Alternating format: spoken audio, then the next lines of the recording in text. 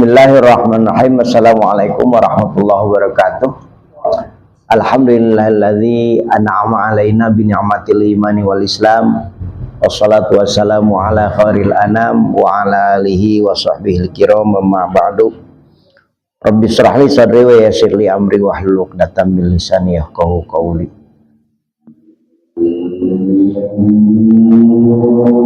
Yang pertama mari kita memanjatkan syukur kehadirat Allah Subhanahu wa Ta'ala, yang mana kita pada hari ini telah bertatap muka untuk melaksanakan bimbingan catin, yang mana pada hakikatnya ini adalah qada dan qadar Allah Subhanahu wa Ta'ala. Salawat dan salam semoga dilimpahkan kepada junjungan alam habibana wa nabiyana Muhammad sallallahu alaihi wasallam. Selanjutnya pada hari ini saya diberikan tugas untuk memberikan paparan tentang keluarga sakinah yang berjudul mempersiapkan generasi yang berkualitas untuk di masa datang. Para catin yang saya muliakan, pada era global hari ini yang disebut era milenial, pada zaman ini perubahan ini sangat cepat. Makanya perubahan-perubahan ini harus disikapi dengan begitu cerdik dan cerdas. Berhubungan dengan perkembangan zaman, yaitu dengan cepatnya teknologi masa kini, yang mana teknologi ini adalah bagaikan sebuah mata pisau, yang mana apabila dipegang oleh seorang koki, maka pisau ini akan bermanfaat untuk menghasilkan sebuah karya makanan atau apapun yang berkualitas. Tapi kalau pisau ini dipegang oleh seorang penjahat yang akhlaknya kurang baik, maka bisa jadi pisau ini akan menjadikan madarat, bahkan menjadikan mematikan orang-orang lain. Bukan hanya madarat kepada orang lain, tapi madarat kepada dirinya sendiri. Nah, begitu juga dengan teknologi. Teknologi ini harus dijadikan wasilah atau alat, bukan goyah atau tujuan akhir. Nah, di masa teknologi ini tentunya di era milenial ini, tentunya teknologi ini harus dimanfaatkan dengan semaksimal mungkin. Mungkin teknologi juga ada kekurangannya, dan di masa-masa sebelum masa milenial juga ada kekurangan dan ada kelebihannya. Tapi kita harus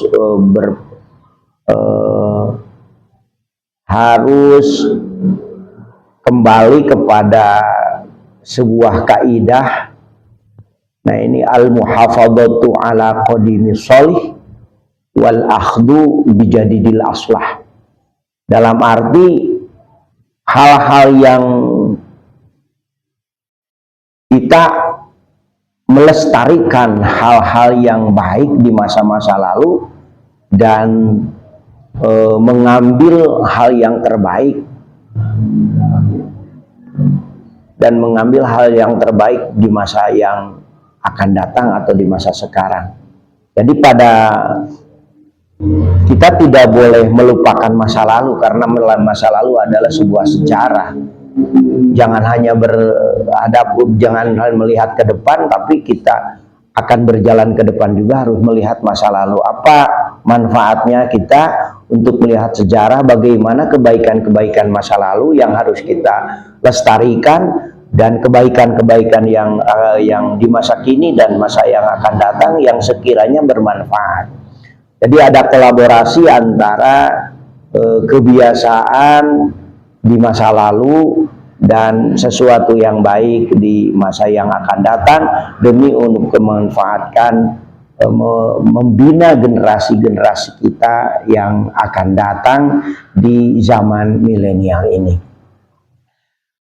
Nah, para catin yang saya muliakan, ini dengan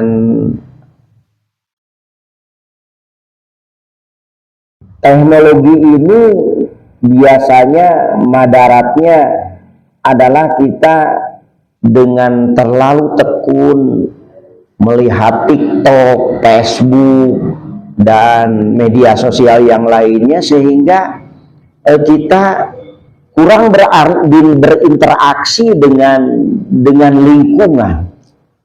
Nah, padahal justru media sosial ini adalah bisa dimanfaatkan oleh kita untuk berinteraksi dengan lingkungan sekitar. Nah, justru harus berstandar kepada sebuah hadis, ittaqillah haitsu ma kunta wa atbi sayyatal hasanata tamhuha wa khaliqin nas bi khuluqin hasanin. Artinya, bertakwalah kamu kepada Allah dimanapun Anda berada, iringkanlah perbuatan yang sudah dilakukan dengan perbuatan yang baik yang dapat menghapusnya, dan berkailah kepada orang-orang yang berakhlak, berakhlaklah kepada orang-orang yang berakhlak dengan akhlak yang baik. Jadi intinya, menggunakan teknologi ini harus dijadikan, harus dengan diiringi dengan akhlak. Media sosial bukan untuk mencaci maki orang, justru media sosial ini untuk menyebarkan hal-hal yang baik. Nah, jangan, apalagi sekarang di mana-mana ini kelakuan akhlak-akhlak yang tidak baik, urusan masalah privasi rumah tangga di share di media, urusan pribadi, urusan ranjang di share di media, urusan apapun kejelekan-kejelekan itu di share di media. Itu bukanlah sebuah tuntunan dari agama. Justru media ini adalah untuk berdakwah dari berbagai, menjangkau berbagai kalangan. Nah, sekarang apabila kita akan menyasar dakwah di grup, umpamanya ojek online club, makanya kita membuat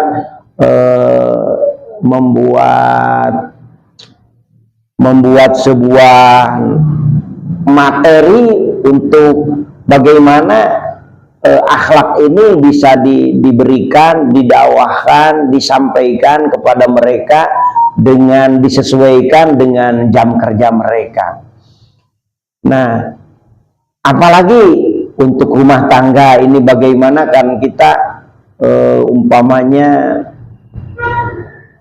memberikan contoh yang baik, bagaimana berumah tangga yang baik atau memberikan pendidikan kepada anak-anak kita melalui teknologi. Karena anak-anak kita lebih senang dengan HP daripada dengan buku atau kitab-kitab yang lainnya. Makanya kita bisa berdakwah lewat TikTok atau media sosial lainnya tentang bagaimana cara mendidik anak yang baik. Nah, apalagi kalau kita diskusi dengan para psikologi anak, bagaimana cara mendidik anak yang baik. Nah, intinya teknologi ini adalah harus dilakukan untuk mendekatkan diri kepada Allah Subhanahu wa Ta'ala dan untuk bersosialisasi dengan lingkungan sekitar, bukan malah dengan teknologi kita menjauhkan diri dari lingkungan sekitar. Nah, makanya ini tadi saya sebutkan, saya jelaskan bahwa teknologi ini adalah sebuah wasilah atau alat, bukan untuk sebuah tujuan. Nah, mengapa demikian? Yang penting kita ini terutama di samping wawasan keilmuan, yang paling utama ini adalah pendidikan karakter, akhlak atau moral. Karena kita tahu bahwa meskipun sebuah negara maju, kalau tanpa akhlak atau adab, ini tidak akan tenang negara itu. Nah, juga secara individu, seseorang apabila kita sudah pandai, pintar dalam ilmu, segala macam disiplin ilmu, tapi kalau tidak ada adab atau tidak ada akhlak, ini orang tidak akan mencari ketenangan, tidak akan menjadi tenang. Karena pada dasarnya manusia itu beraktivitas apapun, yang dicari itu adalah titik utamanya adalah ketenangan. Makanya ketenangan itu adalah sasaran terakhir manusia hidup. Ketenangan, kesenangan, kebahagiaan. Jadi andaikan kita akan senang, tenang, bahagia, bukan hanya saja dengan materi, tapi yang paling utama adalah dengan akhlak. Dalam Quran surat An-Nisa ayat 9 menyatakan, wal yakhshal ladzina law taraku min khalfihim dzurriyyatan dhi'afan khafu 'alaihim falyattaqullah wal yaqulu qawlan sadida. Wal yakhshal ladzina, hendalah merasa takut orang-orang yang seandainya mati meninggalkan setelah mereka keturunan yang lemah, dzurriyyatan dhi'afa. Kalau dzurriyyatan dhi'afa itu adalah, kata dhi'afan itu adalah, kalau dilihat dari kata-katanya, ini dhi'afa itu adalah masdar, isim ya, menunjukkan kepada kalimat umum, dalam arti lemah. Dhi'afan itu pertama lemah dari sisi finansial, dari sisi hartanya. Karena lemah dari sisi hartanya juga akan berbahaya ini. Dalam sebuah pernyataan bahwa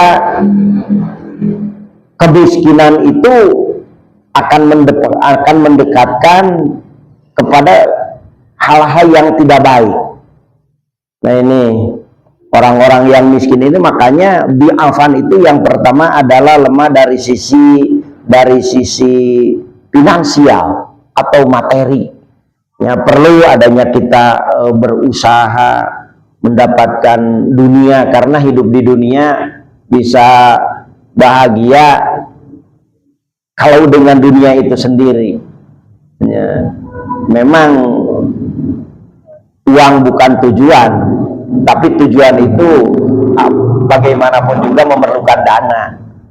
Jadi perlu finansial itu. Pertama itu dhi'afan itu dari sisi materi. Yang kedua, bisa jadi dhi'afan itu jangan meninggalkan lemahnya mental. Nah, kita harus takut meninggalkan generasi-generasi yang mentalnya lemah, mental cengeng, mendapatkan apa, mendapatkan tantangan sedikit pun kita ngadu, kalau istilahnya sekarang anak mami. Hanya ini perlu generasi-generasi gitu, generasi-generasi kita dikuatkan tentang kekuatan mental. Orang siap untuk bertempur menghadapi berbagai cobaan. Jangan seperti anak-anak masa kini ditampar oleh gurunya lapor.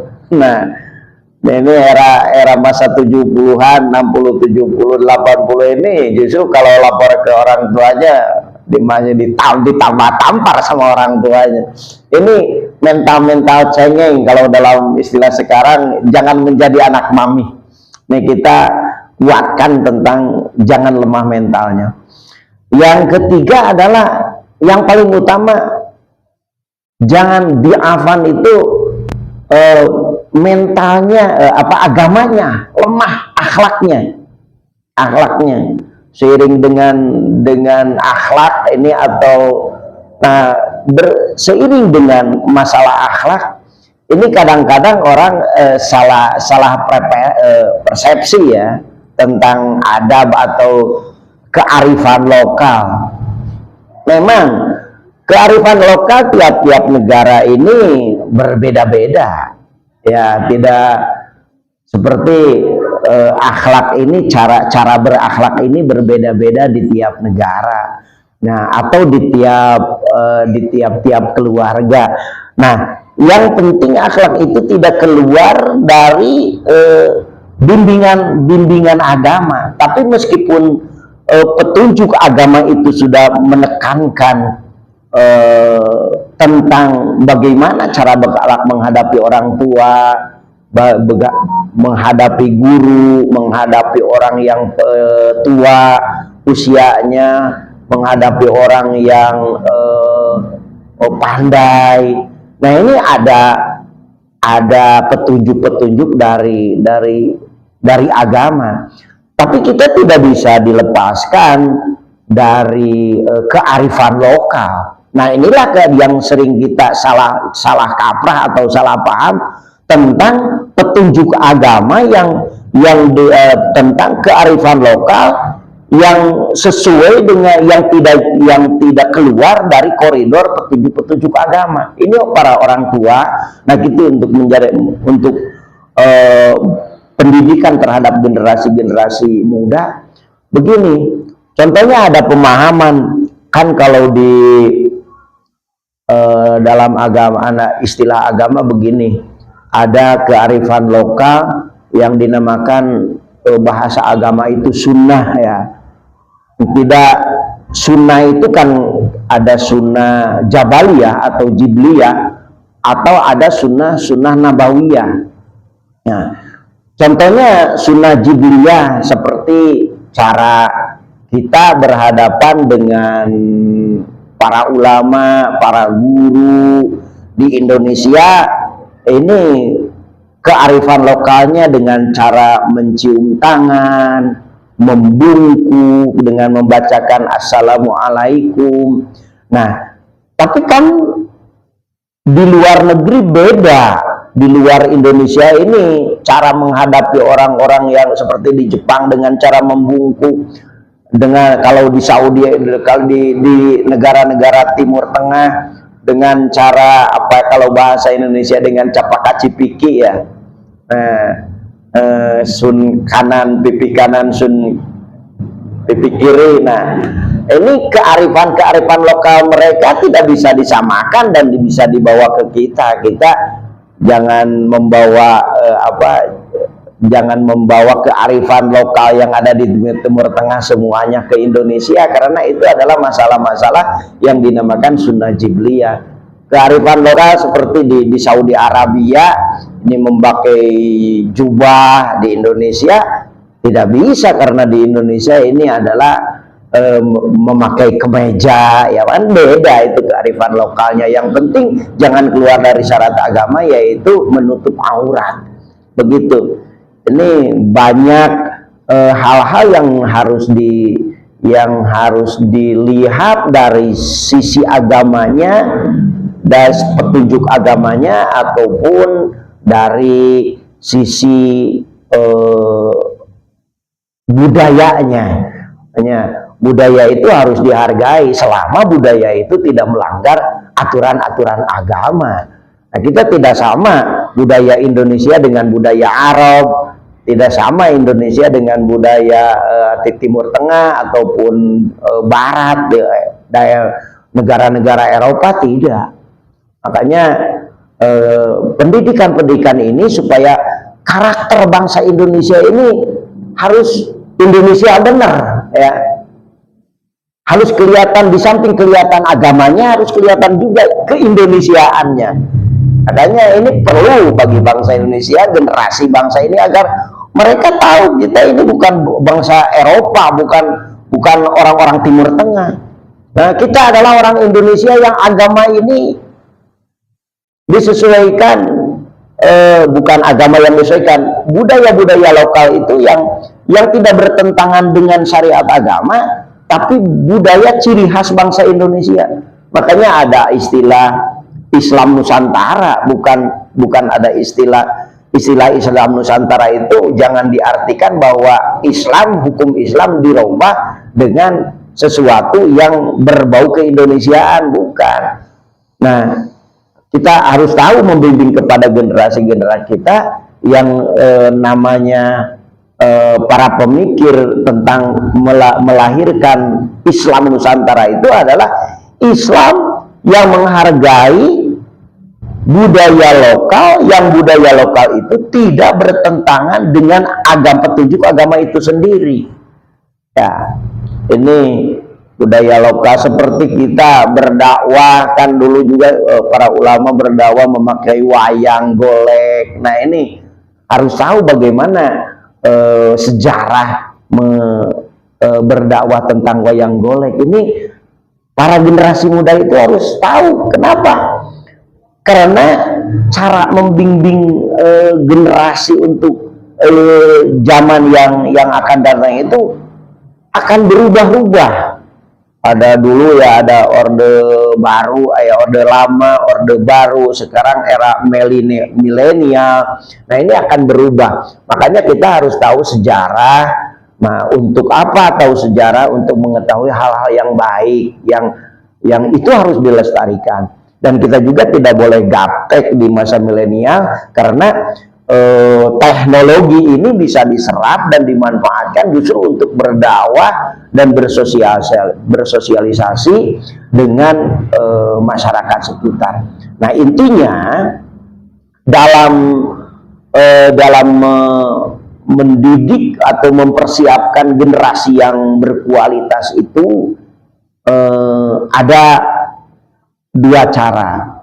Yang pertama, kita harus tahu sejarah, harus melihat ke belakang bagaimana kebaikan-kebaikan di masa lalu yang harus kita lestarikan, dan kita jangan menutup diri tentang kemajuan-kemajuan teknologi di masa kini, dan itu dijadikan wasilah atau alat untuk bersosialisasi tentang bagaimana mempersiapkan generasi-generasi kita supaya generasi kita itu berkualitas, bahagia di dunia, bahagia di akhirat. Intinya dalam doa kita, Rabbana atina fid dunya hasanah wa fil akhirati hasanah, dan kita meminta untuk bahagia di dunia dan bahagia di akhirat. Itu ada dua cara. Yang pertama, dunia ini harus kita bikin alat untuk nyampai kepada akhirat, dan untuk nyampai ke akhirat wasilahnya adalah dengan melaksanakan perintah-perintah Allah atau hukum-hukum yang telah diperintahkan oleh Allah dan Rasulnya. Ya. Dengan